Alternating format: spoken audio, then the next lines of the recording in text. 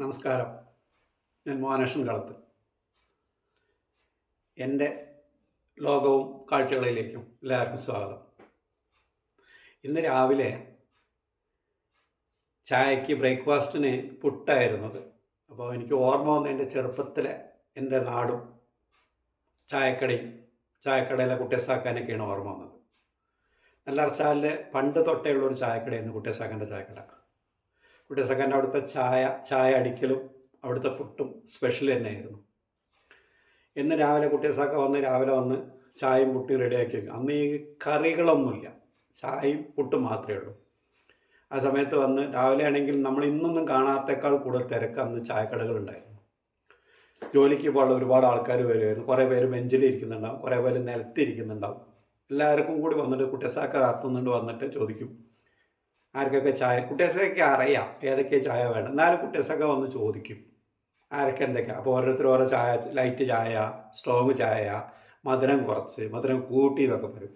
എല്ലാം പറഞ്ഞിട്ട് കുട്ടിയസാക്ക കേട്ടിട്ട് അടുക്കളയ്ക്ക് വിളിച്ച് പറയും ഇന്നെ ചായയൊക്കെ വേണം കേട്ടോ എന്ന് പറയും. ഈ കുട്ടിയസാക്ക വൺ മാൻ ഷോ ആണ് എന്നുള്ളതാണ് നമ്മൾ ആലോചിക്കേണ്ടത്. വേറെ ആരുമില്ല അവിടെ. അങ്ങനെ കുട്ടിയസാക്കൻ്റെ അകത്ത് പോയി അടുക്കളയിൽ ചെന്ന് ചായയൊക്കെ എടുത്ത് ഒരു ജനലിനൊരു ഓട്ട പോലെ ഉണ്ട്, അവിടെയൊക്കെ ഇത് എടുത്ത് വെച്ചിട്ട് പറയും ഇതൊക്കെ ഒന്ന് കൊണ്ടേ കൊടുക്കുക എന്ന് പറയും. അങ്ങനെ കുട്ടിയസാക്ക തിരിച്ചു വന്ന് ഇങ്ങോട്ട് എടുത്തു കഴിഞ്ഞിട്ട് കൊടുക്കുന്നതാണ് ഏറ്റവും രസം.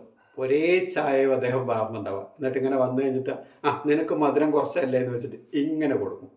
കിട്ടിയവൻ വളരെ ഹാപ്പിയാണ്, ചായ കുടിക്കുന്നു. അതേപോലെ പുട്ട് പ്ലേറ്റൊന്നുമില്ല, എല്ലാവർക്കും പുട്ട് കയ്യിലാണ് കൊടുക്കുക. ഒന്ന് ശ്രദ്ധിച്ച് നോക്കൂ, കയ്യിൽ ആ പുട്ടിൻ്റെ ആവി ഇങ്ങനെ പറക്കുന്നുണ്ടാവും. നോക്കി നോക്കൂ, നല്ല ശ്രദ്ധിച്ച് നോക്കൂ, എല്ലാവരും ശ്രദ്ധിച്ച് നോക്കൂ, ഇതിലുണ്ടാവും. അങ്ങനെ കുട്ടിയസാക്ക എല്ലാം കൊടുത്ത് ഏകദേശം ഒരു സമയം ഒരു 9-9:30 ആകുമ്പോഴേക്കും ഏകദേശം ഒതുങ്ങി കഴിഞ്ഞാൽ പിന്നെ സിഗരറ്റിൻ്റെ കാലി പാക്കറ്റ് എടുത്തിട്ട് കുട്ടിയസാക്കൻ്റെ എഴുതും ഓരോരുത്തരുടെ പേര്. മോഹനൻ, രാമൻ, ചാമി, പൊഞ്ചുളൻ, കറപ്പൻ, തൊത്ത, അലവി, അങ്ങനെ ഓരോ പേരാണ് എഴുതി 2 കഷ്ണം പുട്ട് ഒരു ചായ എഴുതും. കുട്ടിയസാക്കൻ്റെ ഹാൻഡ് റൈറ്റിംഗ് കയ്യക്ഷരം എന്ന് പറഞ്ഞാൽ അങ്ങനെ എഴുതി കുട്ടിയസാക്ക നല്ലൊരു കയ്യെഴുത്തായിട്ടുണ്ട്. അങ്ങനെ എല്ലാവരും പൈസ കൊടുക്കുന്നവരൊക്കെ കൊടുക്കുക ശനിയാഴ്ചയാണ്, എല്ലാവരും ഇല്ല, കൊടുക്കുക ശനിയാഴ്ച.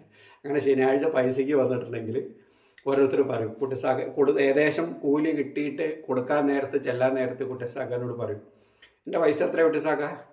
എടാ എൻ്റെത് ഇങ്ങനെ ഓരോ ദിവസത്തെ സിഗരറ്റിൻ്റെ പാക്കറ്റിൻ്റെ അടുത്ത് നോക്കിയിട്ട് പറയും എൻ്റെ ഇത്ര റുപ്യ. കുട്ടിയസാക്ക അത്ര ഇല്ലല്ലോ ഞാൻ എൻ്റെത് ഒന്ന് ആരെയും സംശയം പറഞ്ഞാൽ. അങ്ങനെ ഓരോ ദിവസം പറയുമ്പോൾ ചൊവ്വാഴ്ച 2 കഷ്ണം പുട്ടും ചായ കുടിച്ചു. എൻ്റെ കുട്ടിയസാക്ക ചൊവ്വാഴ്ച ഞാൻ വന്നിട്ട് പോലുമില്ല. നീ വന്നിട്ടില്ലേ? ഈ തിരക്കിനിടയ്ക്ക് ആരൊക്കെ ചായ തന്നു, ആരൊക്കെ കുടിച്ചു എനിക്ക് വല്ലതും അറിയടാ. അത് കുറച്ച് നീ എന്നാൽ മതി. കുട്ടിയസാക്ക അത്രയും നിഷ്കളങ്കനായിരുന്നു.